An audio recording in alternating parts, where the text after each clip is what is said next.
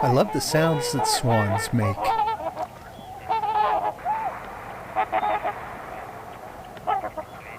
And there were a bunch of them out at Eagle Lake making all kinds of sounds. They were easy to hear on a perfect morning like this.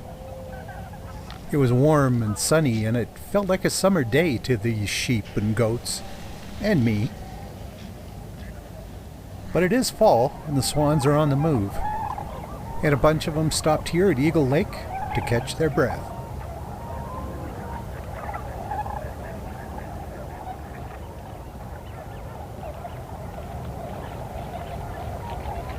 There were plenty of other birds around too, not just those big tundra and trumpeter swans. Like this eagle. It flew right over top of the truck, so close I could hear its wings. It landed on the shore to eat something, but hard to see what it was.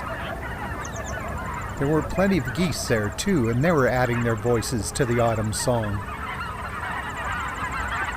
There were Canada geese and white-fronted geese right here. And then not farther away, plenty of gulls. These are ring-billed gulls. They'll be heading south pretty soon, but they added their voices too. But the main sounds were the bass notes from the trumpeter swans and the chirps and peeps from the tundra swans. The ducks, of course, added what they could. I wouldn't have minded staying at Eagle Lake all day, but there were other ponds I wanted to check that were close by. That's where I found these snow geese. I love the sound that they make too. And there are still meadowlarks around. This is a skinny little young one, not headed south yet.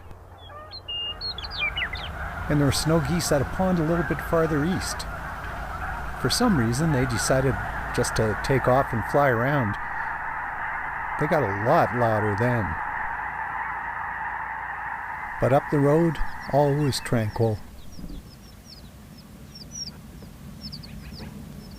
It was downright hot now, 25 degrees at least, and not a breath of wind. These gulls and the cattle were relaxing in the warm afternoon sun. And, uncharacteristically, these Canada geese were barely making a sound as they swam along. The cattails and slough grass were glowing in that warm sun.